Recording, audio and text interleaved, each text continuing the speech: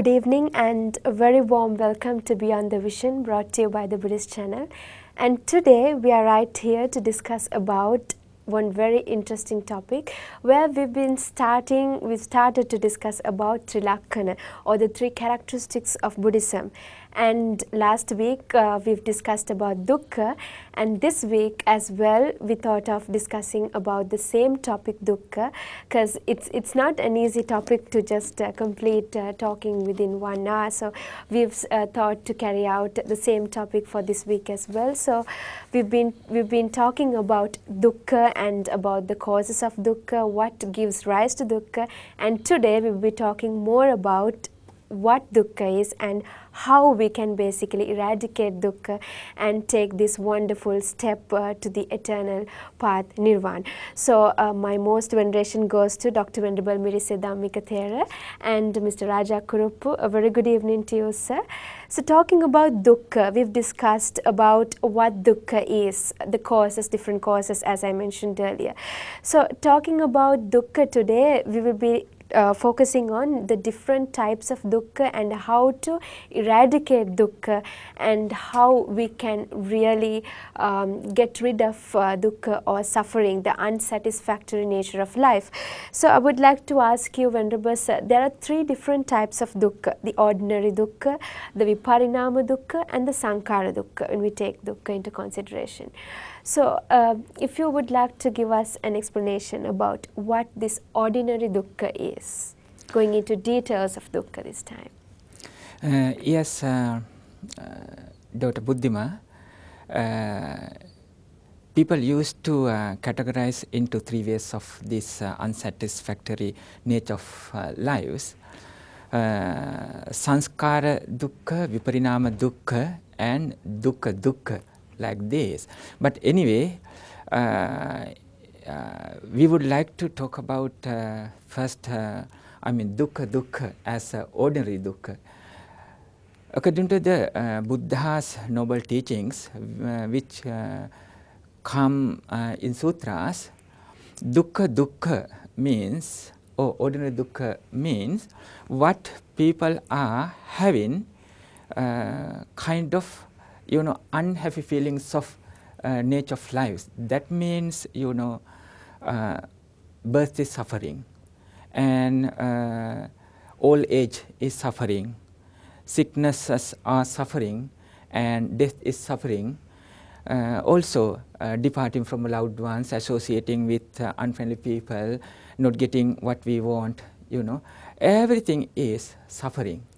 And then Dr. Buddhima, ordinary people can't realize why people are going to explain these things as dukkha, or unsatisfactory nature of lives. I have explained few times even on this discussion, even when I visit hospitals, even young persons who are in my half of age used to ask, Venerable Sir, why we came into this world to suffer like this? We couldn't understand how life is. Right now we understand, we realize the real nature of this lifestyle. When we go to school, actually we had lots of play time. Also we had lots of contacts with our friends. But slowly we we got lost everything. Now we feel life is suffering, life is dukkha. What's the purpose of having this kind of nature? Why we came into this world to follow like this? People, even young people, used to ask us. Sometimes Dr. Buddhima, they used to beg, Venerable Sir, when you preach Dhamma, please bless on us not to come back into this world, right? By saying like this, and then what they are going to say to this world, that means whole world or life is dukkha. And then it's easy to understand what's ordinary dukkha, yes. Right? See, the infant, the baby is in mother's womb. Of course, mother is not going to complain, I am having lots of dukkha and things, there are lots of pains and sorrow. Of course, they are going to say to a doctor, but it's not kind of dukkha what they absorbed. They think it's my happiness. I'm waiting, I'm expecting for my baby, though I'm having lots of pains and sorrows. Anyway, it's a painful nature for mother and the baby as well, right? When mother delivers a baby, sometimes mother die. It's a very painful situation for the people, those who are living on this earth. Even some babies are suffering a lot, while mother is delivering. Anyway, after someone came to this world, if they had no any kind of very happy place or environment, automatically they are going to suffer. Say someone is going to live at a bus stop or under a tree. See, just they are begging and then working for food and things all the time. They are suffering a lot. At the same time, see, if someone came to this world as a disabled person or mentally retarded person, see how much they are going to suffer, how much their parents are going to suffer. Everybody is in dukkha, right? See, so at the same time, when we get sick, how much we are going to have kind of pains and sorrow. Thousands and millions and billions of patients are suffering all over the world, right? When we follow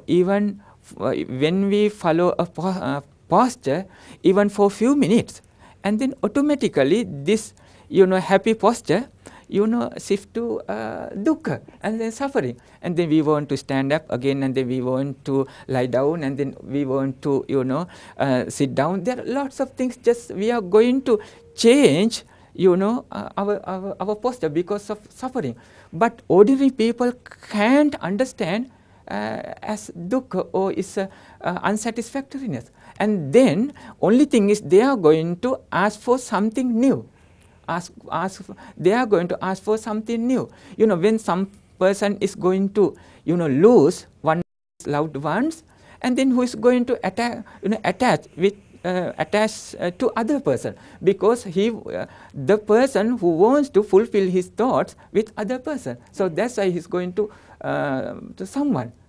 These are kind of things. But anyway, sometimes when people when the people, those who are having very strong relationships between wife and husband or family members, all of a sudden when they died or leave this world, they can't bear up, because they didn't understand, they didn't realize what life is, right? And then they used to cry, they used to and the lament, to follow lamentation. What's the purpose of continuing this life? I don't want to live on this earth anymore. By using this kind of word, they are going to suffer a lot. It's a kind of physical dukkha and the mental dukkha, mental suffering and physical suffering. Slowly we have to realize what dukkha is, and then how to deal and how to tackle with that kind of situation when we face. Yes, Venerable Sir, certainly yes. Because now, when we take dukkha into consideration, as you mentioned, I think we should be very much fortunate that we are born as human beings, and we get the opportunity to realize what dukkha is, and we have the chance to learn and tackle this problem, as Venerable Sir mentioned. So if we are given the opportunity, why don't we take this opportunity, and why won't we step into this correct path that Lord Buddha has mentioned us? So that's very much important. So as Venerable Sir mentioned, now ordinary dukkha has different aspects of it, mental dukkha and the physical dukkha, as you mentioned. And in fact, Sir, moving on, we do have two types of dukkhas, which is viparinama dukkha and sankhara dukkha. So elaborating on what viparinama dukkha is in the very first place. Before I come to viparinama dukkha, Buddhima, Yes. I would like to make a few comments on what the Venerable Monk stated and also what you stated. You stated at the very outset that dukkha is a vast subject, and that is why we are having a second discussion on the subject True. of dukkha. Now that is quite justified for the reason that Buddhism deals with dukkha. You see, and the Buddha himself, as I mentioned on the previous occasion, said that this do I teach and this alone, dukkha and the cessation from dukkha. Now you also mentioned, Venerable Sir, about the various kinds of dukkha. Now when we say this dukkha, it is like this Sinhala word dukkha. Yeah. There the dukkha is the ordinary kind of dukkha that we have. You see, and you mentioned, Venerable Sir, certain aspects like being the birth itself is a painful process, both for the child as well as for the mother.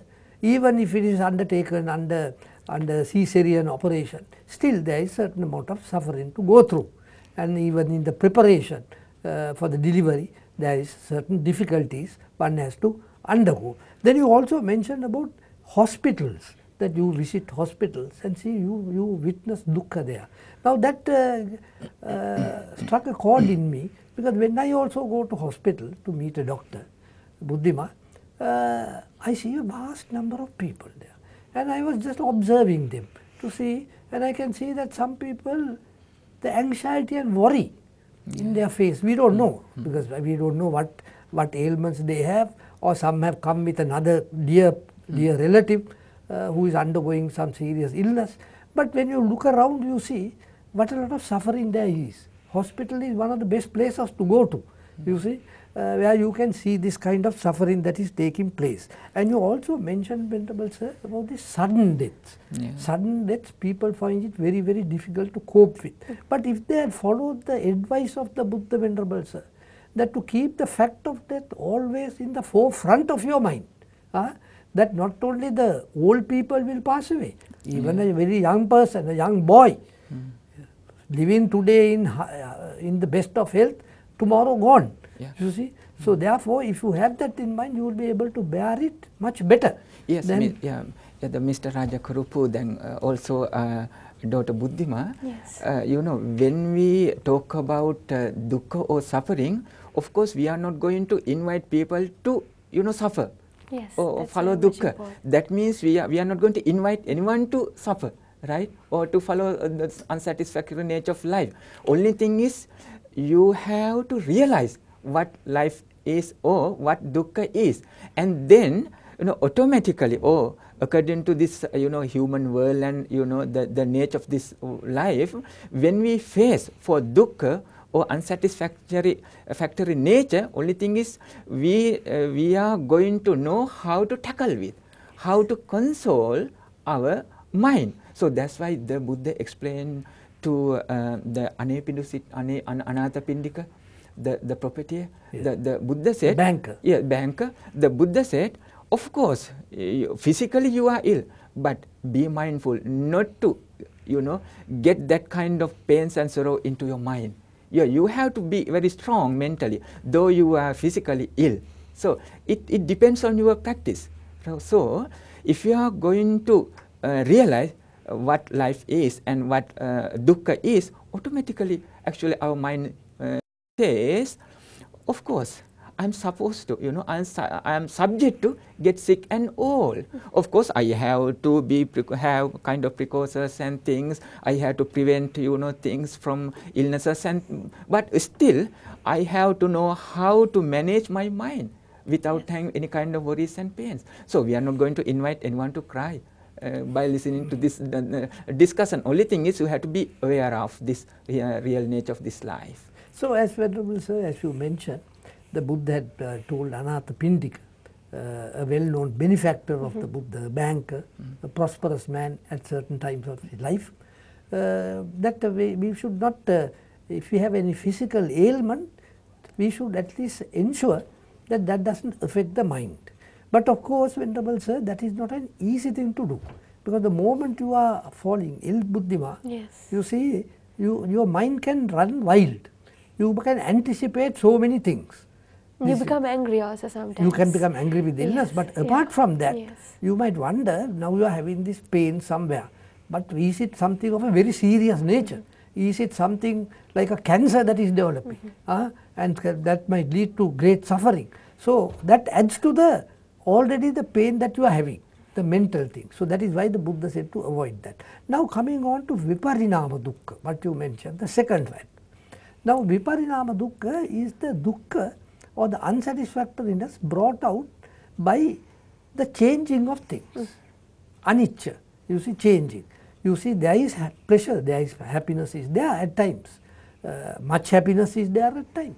But they are subject to change. So when things are changing all the time, that becomes a very unsatisfactory situation. That there is no stability at all.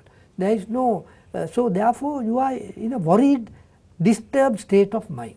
So this is the dukkha that is caused by the inevitability of change or anicca, as the Buddha described it.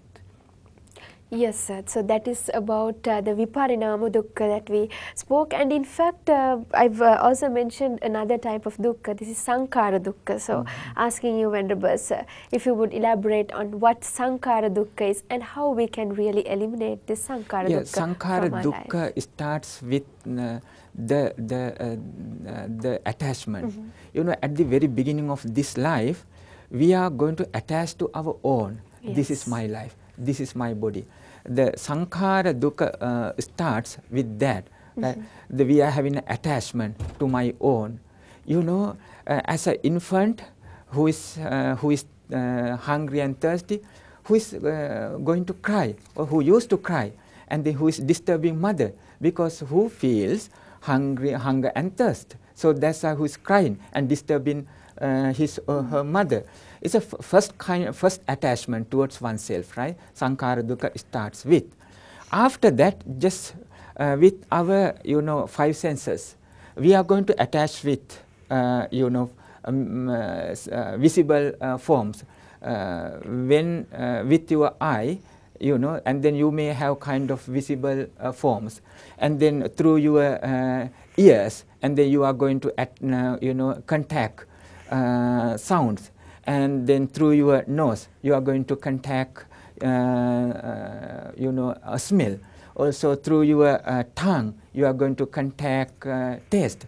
Through your body, you are going to contact, you know, the pottabha in Pali. That means again the contact, and then that's right.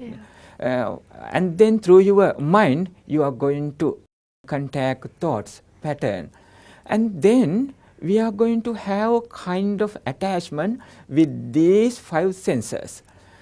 You may have kind of feelings, this is my eye, this is my eye.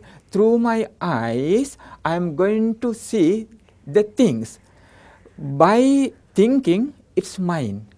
Etang mama in Pali word, is mine. Because who is having untrained mind, according to anicca dukkha anatta, that means impermanence and suffering or unsatisfactory nature and no self, right? And then who is not trained-minded person on three lakkana or three signs of that nature, automatically who is going to, you know, attach to the things by thinking, etang mama, it's mine, it's mine. And then according to its nature, when it changes, and the person gets upset. I didn't think it's going to be changed like that. What happened to my life? I don't know now what I'm going to do. You know, why it happened to me, my life. Maybe it's my previous karma. You know, I can't survive, you know, in this world like this. People used to say like that.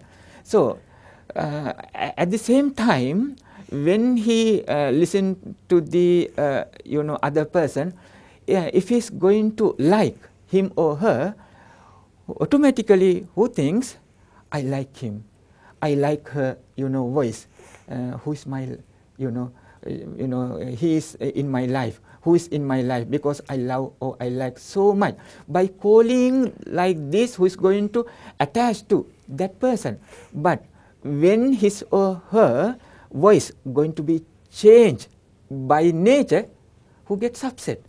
in things, it happened, it's going to be happen like this. People are going to get upset. See, like this, with their own six senses, or six sensual faculties, they are going to, upset, going to be upset like that. So that's why the Buddha said, Katamancha bhikkave dukkhaṃ arya sacchaṃ. But of course, absolutely what the dukkha means, right? What the dukkha means. The Buddha said, Panchopadanakkhandha. Panchopadanakkhandha means dukkha. That means, the aggregates of corporeality is dukkha. The aggregate of feelings is, dukkha. And, perceptions or sanya is dukkha. And sankhara or mental formation is dukkha, the aggregate of mental formation. The aggregate of consciousness is dukkha. In summary, these five aggregates are, based on dukkha completely, which are dukkhas. That means this rupa is dukkha, and feelings are dukkha, and perception is dukkha, mental formations are dukkha, consciousness is of six consciousness are dukkha. And then the trained person is going to think on that like this. Netang mama, this body is, this body doesn't belong to me. It does not belong to me. Why? This is rupa. Of course, I like it. I love it. But it's subject to change. It's subject to get sick and old. And then how come? Absolutely, I am going to, claim this is my body. It should be. It must be. I can't claim like that, because I know this body is subject to get sick and old. Agedunu sankhara dukkha. When we attach to something or someone else, just we are supposed to train our mind on three lakkana, three signs of this nature. Everything is, If I may interrupt you, Venerable Sir, at yes, this please stage, go ahead. Yeah. You were mentioning about sankhara, this attachment to things. You were saying about our sense faculties, eye, ear, nose, and so on, coming into touch, coming into contact with certain objects. And then that gives rise, if you are conscious at that time, when both the faculty, the sense faculty, the object, and consciousness coincide, that leads to a feeling. Yeah. Sometimes pleasant, sometimes not so pleasant, sometimes unpleasant. So when you get these feelings, especially pleasant feelings, you get attached to them. Of course, when you get unpleasant feelings, you have a repulsion towards them. So this is where it leads to so much of problems. Now this sankhara dukkha, Venerable Sir, among the three kinds of dukkha, is one aspect that is fairly difficult for a person to quite follow, because it shows the absence of a permanent, unchanging, eternal ego or self. Because normally, as you quite rightly said, Venerable Sir, we generally tend to think of us as me, mine and I, in those terms. Now we refer to my hand, you see, my hand, my brain, my face, you see, but really, in actual fact, we have no control over them. If we had control, we could say that. But we know that we have only a very limited control over our body. We have very limited control. So that is why you brought in the five aggregates. And the Buddha declared that the five aggregates also are dukkha. It is very difficult to differentiate between the dukkha and the five aggregates. Each of the five aggregates cause dukkha, unsatisfactoriness, because we have no control over them. So that's why Mr. Raja Kurupu, the Buddha said, if you are going to nurture, five aggregates, that means you are going to nurture dukkhas. If you are going to, develop and improve this body, that means you are going to improve your dukkhas. Right? So that is the indisciplined mind, Buddhima. That is the indisciplined mind which will go on proliferating these things.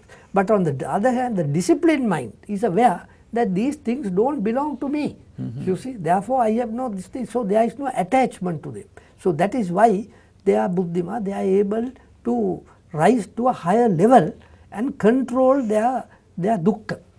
Yes, actually, when we consider dukkha, as Venerable Sir also mentioned, satisfying the five senses gives rise to dukkha. That is where attachment arises, clinging arises, grasping arises, and we tend to see into things saying that this belongs to me, this is mine, and things like that. But it's true, you should have your goals in life, you should have certain aims in life, but still what we are trying to say you is try to see things as they are. This is what we are trying to focus on. So in fact, Buddhima, you made the thing that we must have certain goals in life. Yeah, the Buddha never discouraged laymen, not monks, laymen, from having certain ambitions in their life. Because the Buddha himself told, no, Venerable Sir, that if you want to be happy as a layman, then whatever skill you have, you must try to develop it.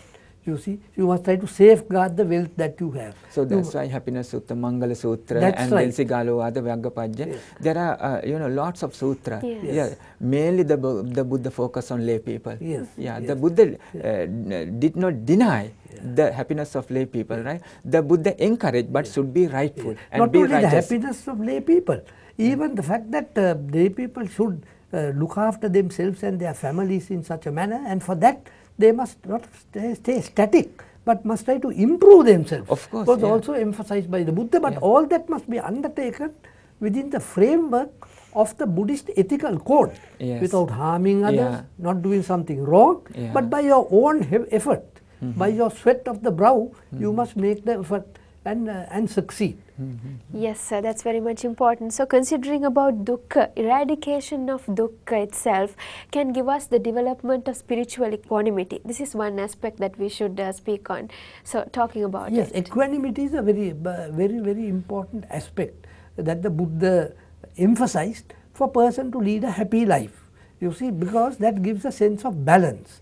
Because as we all know, in life, we face various vicissitudes of life. Some pleasant, some unpleasant. But we have to treat both of them alike.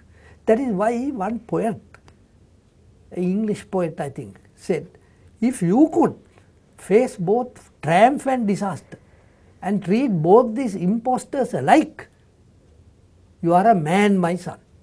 You see, because that's a very difficult thing to do. You see, but that is exactly what the Buddha advocated 2600 years ago. Both the pleasant and the unpleasant, you take it in the same spirit, because they are all anicca.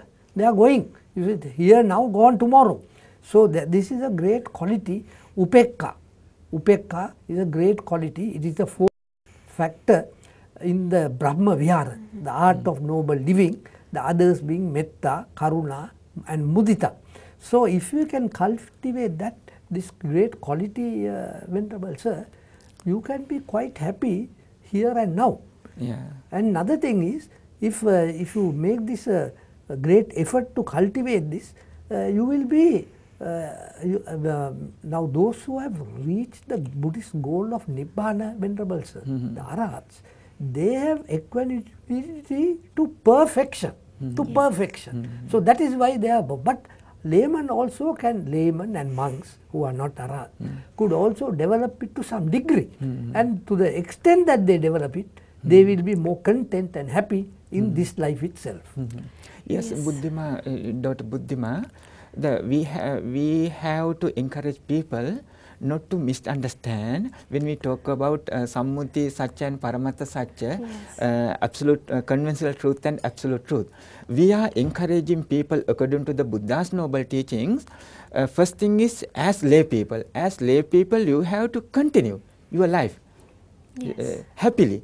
Right, so that's why the teachings are there, like Happiness Sutra or Mangala Sutra, and then Sigalowada, Vyagapajja, so and so. Advice to laymen. Special advice to lay people. You know, it's an interesting thing, Dr. Buddhima. When the Buddha asks, married people, how to treat each other, the Buddha invite the husband. At least once in a while, you have to treat your wife. You have to treat your wife with jewelries. You know, Issaryanu Alankara. Upadanena, Isarya Vosaggena, Isarya Vosaggena, Alankara Upadanena. You have to give all kind of responsibilities to her at home, what you are going to hold, right?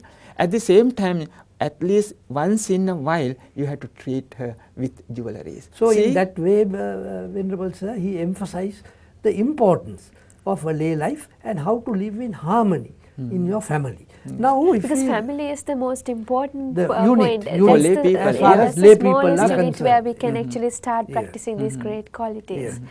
So then if we come to this quality of jhanas, now coming back to dukkha, you see, now jhanas, Venerable Sir, the very high meditative absorptions. And it is said that when you come to those stages, especially the third, fourth jhanas, you are in a very, very happy state of mind, mental mind. And sometimes it is said that those who have got into those levels of jhanas, Venerable Sir, they want to remain in that position as long as possible. But as we all know, they cannot remain in that position forever. Maybe they up to about 7 days, they say in exceptional cases, highly developed mind, they may be able to remain, but not beyond, because there are other things that you have to satisfy. So therefore, there is dukkha involved there, because that happiness is also, Buddhima, not permanent. It's not lasting. It is there for a time, but that's about all.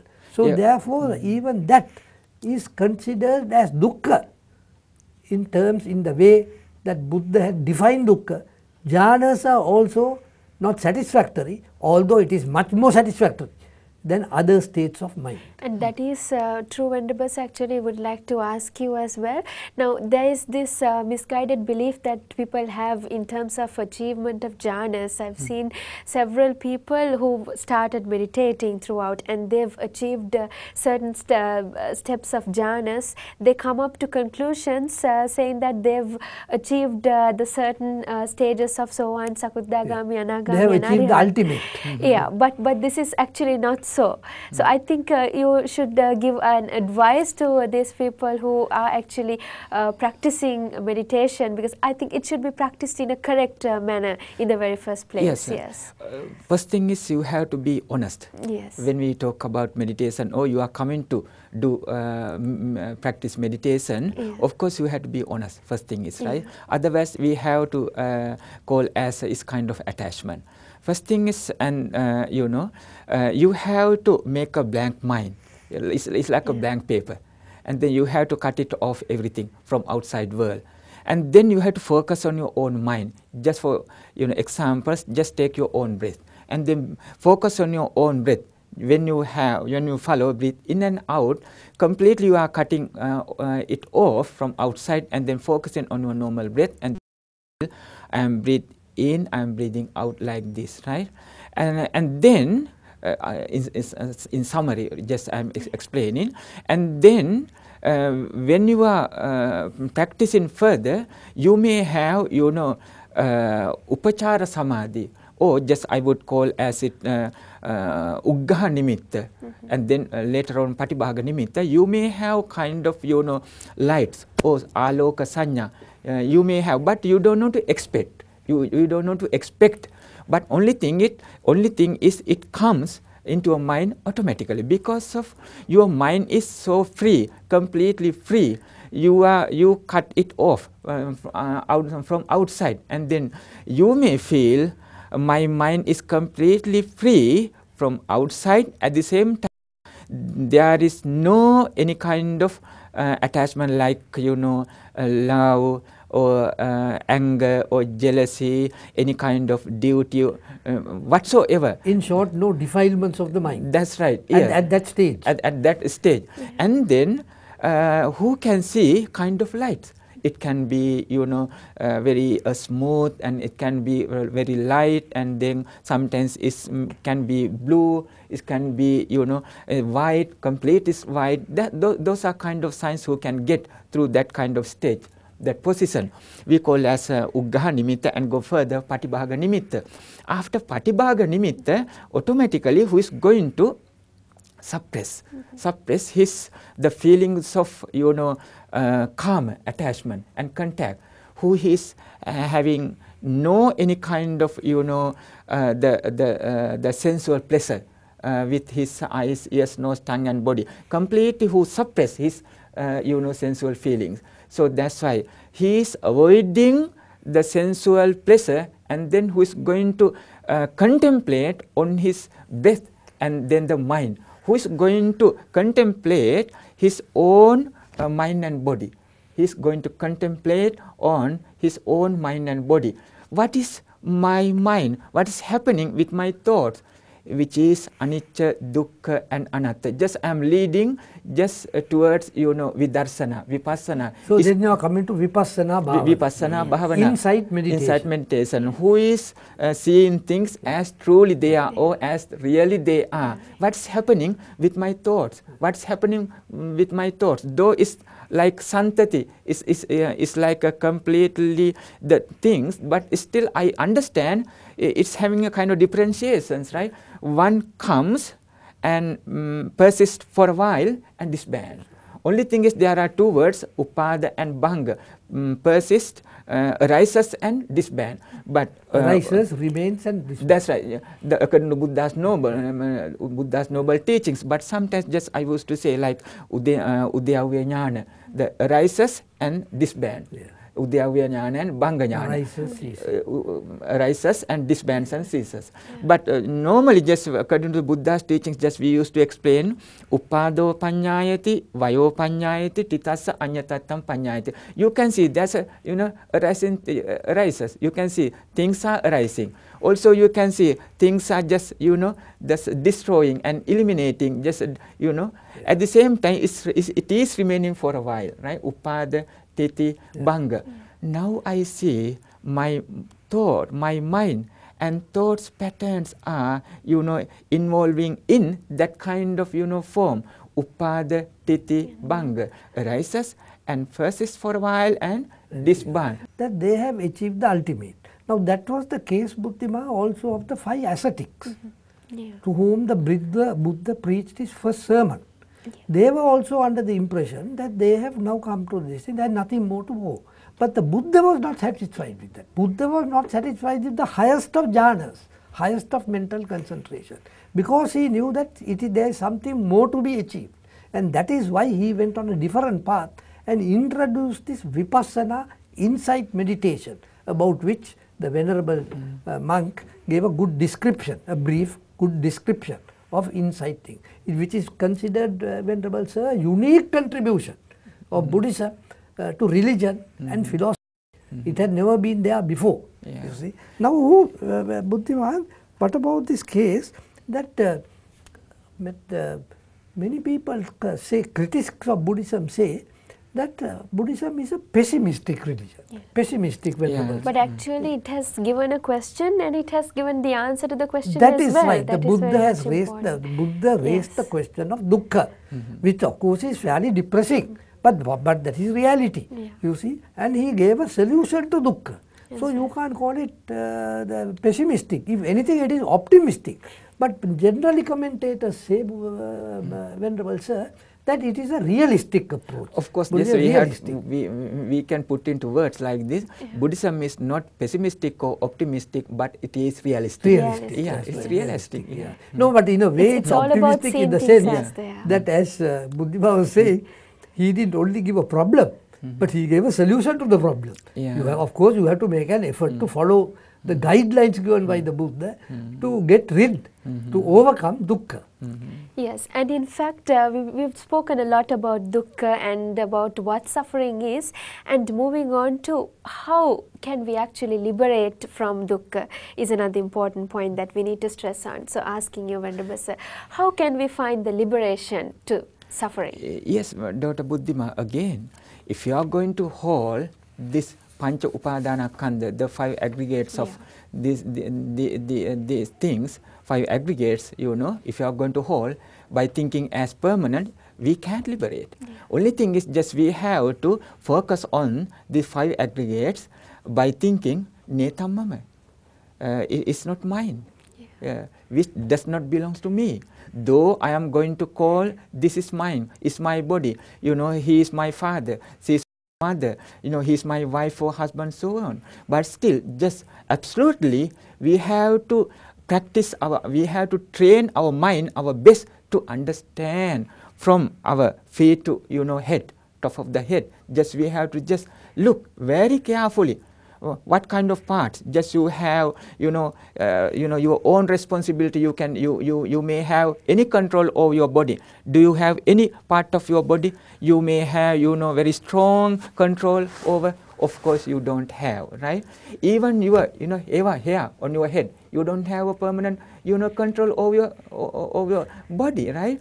It doesn't matter how many, how much or how many times you are going to clean your body. How many times you are going to brush your teeth up per day, but still you don't have a control. You may, treat your body, but still we are innocent and we become helpless, right? So therefore, slowly, according to insight meditation as well, we have to realize, this whole body, the 5 aggregates are, it is not belongs to me. Only thing is, conventionally, I have to hold and treat well, and then I have to continue my life. Why? Because I have to live happily, right? I have to, do my duties. Also, if you want to liberate, from this samsaric journey, of course, I have to continue my life happily. So that's why the Buddha said, kippa danda. Even when we, work towards Nibbana, some people could work hard. Some people, could work very easier. There are few paths and ways. Only thing is, I have to continue my life happily and easily. It should be comfortable.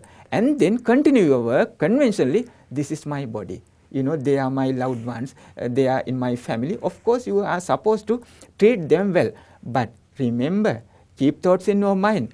Transient are all component things, including your own body. It doesn't matter how much you love by calling my darling. You are my in life. Like the Buddha said, when we contact the things, relink, when we talk about relinking, upadana, the Buddha said some people are going to think that mental and physical formations are in my life, or which is self, people used to say. Right?